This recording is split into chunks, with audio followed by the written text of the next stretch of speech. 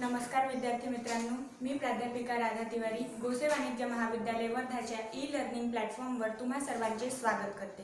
विद्यार्थी मित्रांनो, मागच्या व्हिडिओमध्ये किंवा झालेल्या मागच्या भागांमध्ये आपण कंपनी कायदा या विषयाअंतर्गत सुरुवात केलेला आपला प्रथम घटक म्हणजे नवीन कंपनी कायदा 2013 ची पार्श्वभूमी अभ्यासली।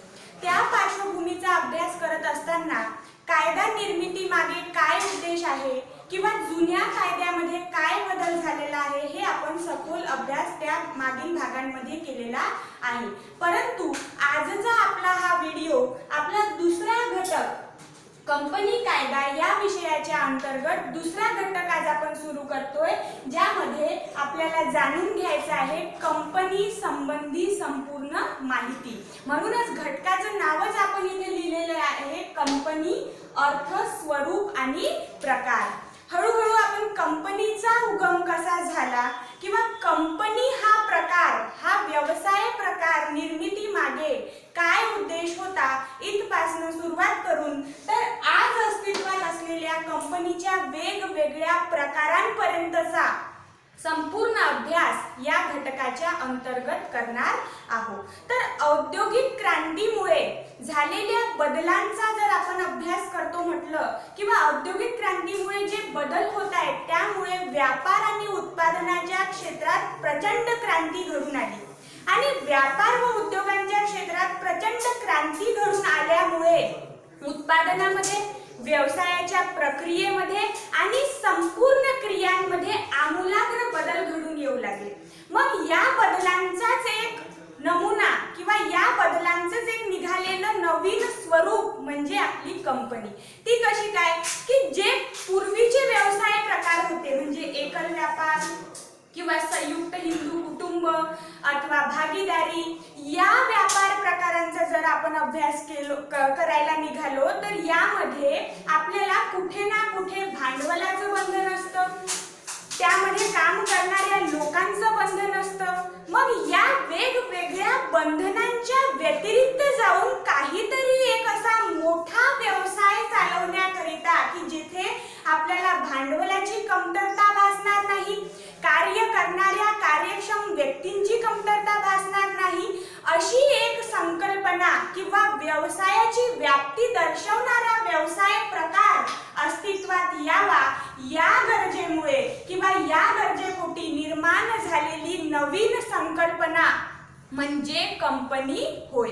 तर कंपनी का निर्माण झाली किंवा कंपनी व्यवसाय हा कसा आला हे जाणून घेतल्यानंतर आज आपण कायद्याने संमत केलेल्या कंपनीच्या काही व्याख्या अभ्यासणार आहोत।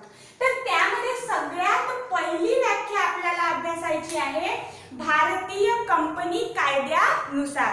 आणि जेव्हा की आपण संपूर्ण विषय हा नवीन कंपनी कायदा 2013 च्या अनुषंगाने अभ्यासतोय तर ही व्याख्या म्हणजे कंपनीची व्याख्या सुद्धा आपल्याला 2013 च्या कायद्यानुसारच काय सांगितलेली आहे किंवा काय विशद केलेली आहे ते अभ्यासायचं आहे।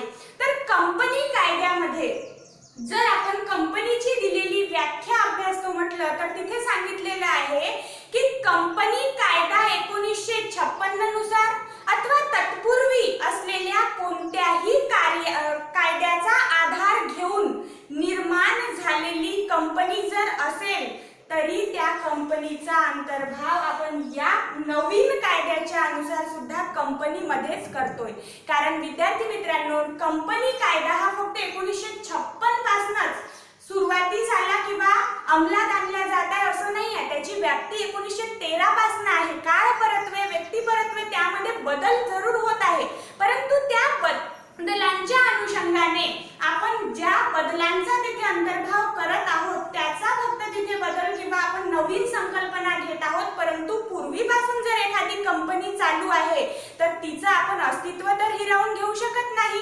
म्हणून पूर्वीच्या कायद्यांमध्ये जर एखाद्या कंपनीला अस्तित्व प्रदान करण्यात आलेलं आहे तर त्या अस्तित्व प्रदान झालेल्या संघटनेला किंवा या नवीन कायद्यानुसार जर आज कोणती कंपनी नोंदणीकृत म्हणजेच पंजीकृत होत असेल तर तिला आपण कंपनीचं अस्तित्व प्रदान झालं असं म्हणू शकतो. म्हणजे एकंदरीत जर आपल्याला एक छोटी व्याख्या बनवायची झाली तर कंपनी कायद्याद्वारा नोंदणीकृत झालेली संघटना अथवा कृत्रिम व्यक्ती म्हणजेच कंपनी होय, अशी एक व्याख्या आपल्याला भारतीय कंपनी कायदा 2013 नुसार पाहावयास मिळते.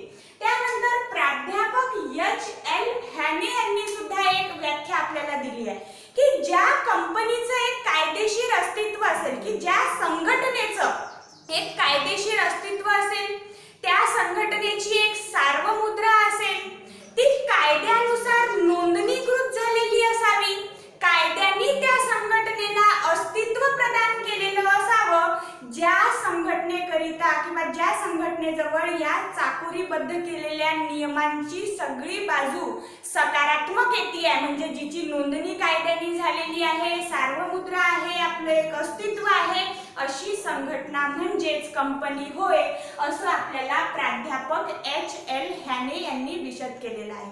त्याच्यानंतर तिसरी संकल्पना किंवा व्याख्या कंपनी संबंधी अभ्यासाची झाली तर त्यामध्ये न्यायमूर्ती जेम्स यांनी सांगितलं आहे की एक विशिष्ट हेतू, ज्याला आपण नफा कमविणे म्हणू शकतो, की एक उद्देश डोळ्यासमोर ठेवून लोकांचं एक समूह किंवा एक संघटन एका ठिकाणी येतं आणि कार्य करायला सुरुवात करतं, अशी संघटना म्हणजे एका उद्देशाच्या मागे धावून त्या उद्देशाची पूर्ती करण्याकरिता कार्यरत असलेली संघटना म्हणजेच कंपनी होय, असं न्यायमूर्ती जेम्स यांनी कंपनीची व्याख्या सांगताना आपल्याला विशद केलेला आहे. तर या 3 व्याख्यांमध्ये कंपनी कायद्या संबंधी आपल्याला बाब सांगतोय, हॅने यांनी आपल्याला वेगवेगळे इथे नवीन संकल्पना सांगितलेल्या आहे की सार्वमुद्रा काय आहे, अस्तित्व काय असतं, म्हणजे स्थायी अस्तित्व आहे, नोंदणीकृत असली पाहिजे. तर या सगळ्या आलेल्या नवीन शब्दांचा अभ्यास आपण कंपनीची वैशिष्ट्ये या घटकामध्ये करणार आहोत.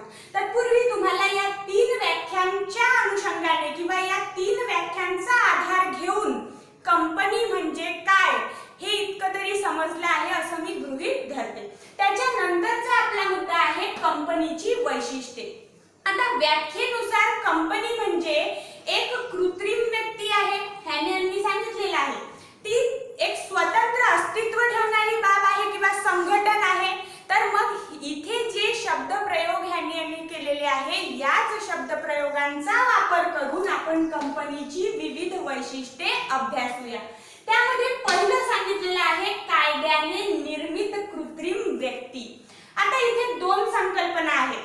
जरी एक वाक्य लिहिलेलं असलं तरी या एक वाक्याला 2 याच्यात आपण विभागू शकतो की एक कायद्याने निर्मित आणि दुसरं कृत्रिम व्यक्ती.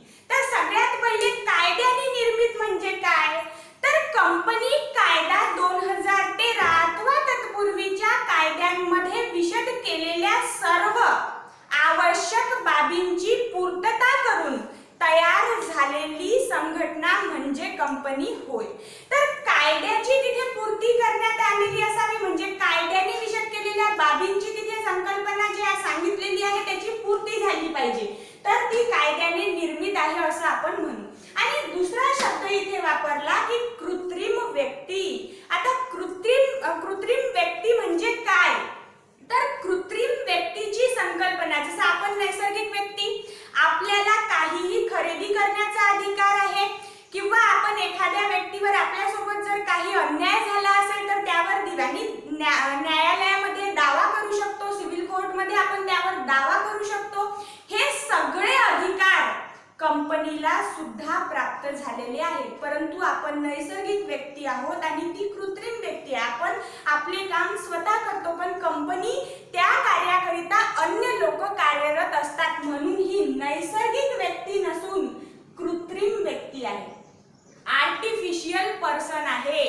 आता कृत्रिम व्यक्तीची संकल्पना तुम्हाला अजून समोर या मुद्द्यांचा जेव्हा अभ्यास करू तेव्हा समजेल, परंतु तत्पूर्वीपर्यंत आपण कृत्रिम व्यक्ती म्हणजे काय की ज्याला नैसर्गिक व्यक्तीप्रमाणे अधिकार प्राप्त आहे, जी आपल्या नावावर म्हणजे कंपनीच्या नावावर संपत्ती खरेदी करू शकते, कंपनी इतरत्र एखाद्या व्यक्तीवर अथवा अथवा इतरत्र व्यक्ती कंपनीवर दावा टाकू शकतो।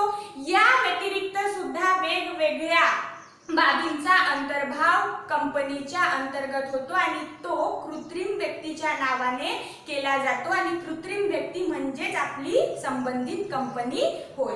त्याच्यानंतर दुसरा मुद्दा ऐच्छिक संघटना। आता ऐच्छिक संघटना म्हणजे काय तर कंपनी ही ऐच्छिक संघटन आहे, त्यामध्ये कोणालाही भाग खरेदी करण्याकरिता बळजबरी केली जात नाही। बळजबरी केली जात नाही याच्यानंतर आपण म्हणू शकतो की भाग घेतल्यानंतर त्या भागांना आपल्याच जवळ ठेवायचं असंही काही बंधन नाही। म्हणजे आपल्याला जर पैशाची निकड भासत आहे तर त्याकरिता आपण त्या भागांची विक्री सुद्धा करू शकतो। म्हणजे संपूर्ण प्रक्रिया ही इच्छेवर आधारित आहे की कंपनीमध्ये आपल्याला प्रवेश घ्यायचा आहे तर त्यावर सुद्धा बंधन नाहीत आणि जर आपल्याला तिथनं बाहेर पडायचं आहे तर त्यावर सुद्धा काहीही बंधन नाही। आणि जिथे बंधन नाही म्हणजे ती ऐच्छिक बाब आपल्या इच्छेवर आधारलेली, तर इथे सगळी बाब आपल्या इच्छेवर आधारित असल्या कारणाने कंपनीला ऐच्छिक संघटनेची उपाधी सुद्धा देण्यात आलेली आहे किंवा त्याचं एक वैशिष्ट्य जे आगळं वेगळं आपण म्हणू शकतो आहे ते इथे सांगितलेलं आहे। त्याच्यानंतर तिसरा मुद्दा स्वतंत्र कायदेशीर अस्तित्व। आता स्वतंत्र कायदेशीर अस्तित्व म्हणजे नेमकं काय तर कायद्याच्या अंतर्गत कंपनीला एक स्वतःची ओळख मिळालेली आहे।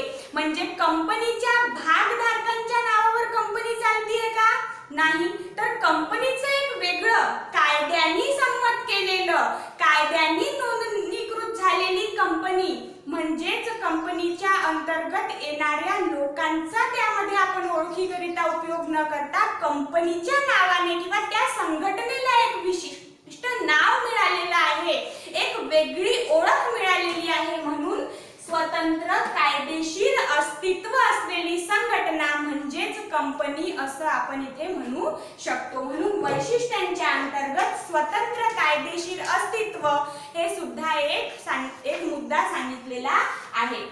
त्यानंतर सार्वमुद्रा।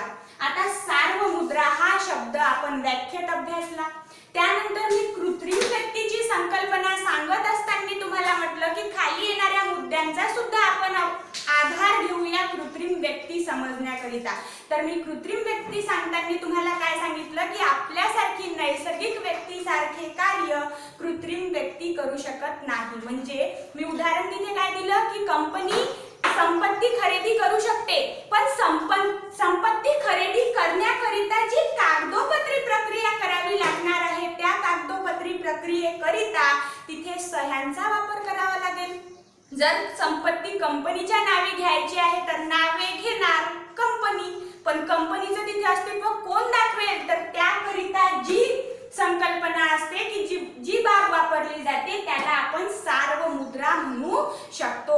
ही सार्वमुद्रा नेमकी कशी असते तर आता तुम्हाला समजावण्याकरिता सांगते की समजा आपल्या कॉलेजचा एक स्टॅम्प आहे, ठीक आहे, या स्टॅम्पवर इथे GS college of commerce Wardha असं लिहिलेलं आहे। म्हणजे आता जिथे हा ठप्पा मारेल तिथे ही सार्वमुद्रा उमटेल, म्हणजे ही कॉलेज करिता वापरलेलं जे आपण स्टॅम्प असतं तसंच कंपनी करिता कंपनीचं नाव अंकित केलेली सार्वमुद्रा तयार केली जाते। आता सार्वमुद्रा तयार आहे म्हणजे जिथे जिथे कागदोपत्री व्यवहार केले जातील तिथे कंपनीचं नेतृत्व किंवा कंपनीचं प्रतिनिधित्व करण्याकरिता ही सार्वमुद्रा वापरल्या जाईल। परंतु सार्वमुद्रेचा गैरवापर होऊ नये याकरिता जिथे हा सार्वमुद्रेचा ठप्पा मारला त्या ठप्प्याच्या वर कमीत कमी 2 संचालकांची स्वाक्षरी आणि आपल्या कंपनीचे सचिव साहेब त्यांची सुद्धा सही असावी लागते। म्हणजे सार्वमुद्रा हे कंपनीचं वैशिष्ट्य आणि त्या सार्वमुद्रेचे प्रत्यक्षदर्शी म्हणून संचालक आणि सचिव कार्य करत असतात। तर कळलं कृत्रिम व्यक्ती आहे तर कृत्रिम व्यक्तीला नैसर्गिक व्यक्तीप्रमाणे ओळख प्रदान करून देण्याचं कार्य सार्वमुद्रा करत असते. त्यानंतरचा मुद्दा आहे कायम अस्तित्व. आता कायम अस्तित्व म्हणजे नेमकं काय, तर आता याकरिता आपण इतरत्र जे आपले व्यवसाय प्रकार आहेत त्याचा थोडा आधार घेऊ. एक आपण असं उदाहरण घेऊ शकतो की एक एकल व्यापारी आहे. त्या एकल व्यापाऱ्याचा व्यवसाय छान चालू होता, पण आकस्मिक काही कारणांनी किंवा काही काळानंतर तो वेडा झाला. आता वेडा झाल्याच्या नंतर व्यवसाय कसा चालेल, म्हणजे एकल व्यापार जो तो चालवत होता तो झाला बंद. म्हणजे व्यापारी वेडा झाला किंवा दिवाळखोर झाला तर त्याचा परिणाम कोणावर झाला, त्याच्या एकल व्यापारावर. त्याच्यानंतर दुसरा व्यवसाय प्रकार भागीदारी. दोन मित्र आहेत, राम आणि श्याम. दोघं आपल्या एका कॉमन फ्रेंडच्या लग्नाकरिता गेले. परत येत असताना त्यांच्या कारचा ऍक्सिडेंट झाला.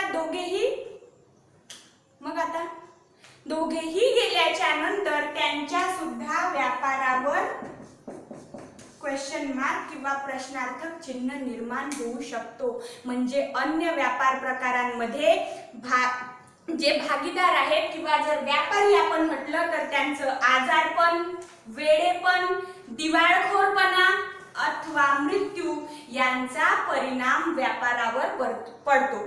परंतु आपली कंपनी अशी आहे की ज्या कंपनीमध्ये त्याच्या भागधारकांचं आजारपण, वेडेपण, दिवाळखोरपण याचा परिणाम होत नाही. म्हणजे कायद्याने कंपनीला स्वतंत्र अस्तित्व प्रदान केलेलं आहे. तर त्या स्वतंत्र अस्तित्वामुळे अन्य त्यामध्ये असलेले जरी भागधारक हे स्वामी असले, मालक असले तरीही त्यांच्या या सगळ्या बाबींचा त्यावर परिणाम कंपनीवर पडत नाही. म्हणून कायम अस्तित्व हे एक वैशिष्ट्य इथे सांगितलेलं आहे. त्यानंतर मर्यादित देयता. आता मर्यादित देयतेमध्ये की कंपनीच्या भागधारकांनी जितके अंश किंवा भाग खरेदी केलेले आहेत त्या भागांच्या दर्शनी मूल्यापर्यंत, म्हणजे एक भाग जर 100 रुपयांचा आहे तर या 100 रुपयापर्यंतच त्याची देयता आहे. त्या 100 रुपया पलीकडे जाऊन एकही रुपया देण्याचं देयता किंवा ऑब्लिगेशन त्यावर राहत नाही, भागधारकांवर राहत नाही. जर कंपनी कर्जामध्ये खूप कर्जाच्या बोजाखाली डुबलेली आहे किंवा लागलेला आहे कर्जाचा बोजा आणि आपल्याकडे फेडण्याकरिता पैसे नाहीत, परंतु भागधारक खूप श्रीमंत आहेत म्हणून आता भागधारकांची संपत्ती घेऊन कंपनीचं कर्ज फेडूयात असं होणार नाही. म्हणजे दर्शनी मूल्यापर्यंत, भागांच्या खरेदीपर्यंत भागधारकांचे जे काही तिथे देणे लागण्याची बाब आहे ती लागत असते. म्हणून इथे मर्यादित देयता हा एक मुद्दा आहे. त्याच्यानंतर लोकशाही स्वामित्व.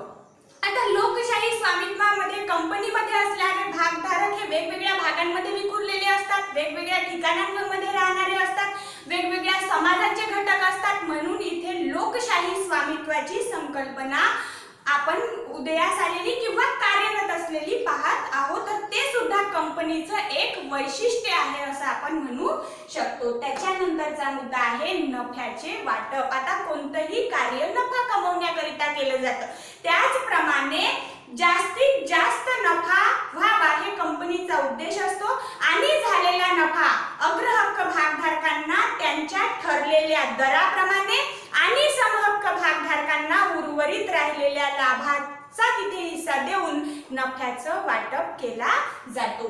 त्यानंतरचा मुद्दा आहे भागांची हस्तांतरणीयता.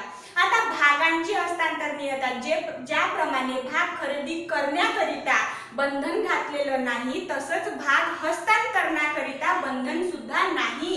पाहिजे असल्यास, गरज भासल्यास, इच्छा नसल्यास, पैशाची कमतरता असल्यास, काहीही झाल्यास व्यक्ती म्हणजेच भागधारक आपला भाग कोणालाही हस्तांतर करू शकतो. तर भागांची हस्तांतरणीयता म्हणजे इथे तरलता आहे. तरलता म्हणजेच आपण भाग ताबडतोब विकून पैसे उभे करू शकतो. तर भागांच्या हस्तांतरणीयमध्ये किंवा हस्तांतरणीयतामध्ये तरलता हा सुद्धा एक मुद्दा इथे आपण अभ्यासू शकतो. त्याच्यानंतरचा अंतिम मुद्दा आहे सभासदत्व आणि व्यवस्थापन. आता सभासदत्व, कंपनीमध्ये जे सभासद असतात, जे भागधारक असतात तेच स्वामी असतात, मालक असतात. परंतु इथे स्वामित्व आणि व्यवस्थापन, ओनरशिप आणि मॅनेजमेंट ही वेगवेगळी करण्यात आलेली आहे. कारण कंपनीचे जे सभासद आहेत ते खूप ठिकाणावर विखुरलेले आहे. मानून चला मी वर्धेमध्ये राहते आणि मी दिल्लीच्या एखाद्या कंपनीचा भाग विकत घेतला, तर भाग विकत घेतल्याच्या कारणाने मला सभासदत्व तर मिळालं, पण मी त्यांच्या व्यवस्थापनामध्ये रोज जाऊन इथनं अपडाऊन करून सहभागी होऊ शकेल का? नाही, शक्यच बाब नाही. म्हणजे इथे या अशा वेगवेगळ्या परिस्थितींचा अभ्यास करून एकतर भागधारकांची संख्या अफाट आहे, जास्त आहे, हे एक कारण राहू शकतं व्यवस्थापन आणि सभासदत्व वेगळं करण्यामागे.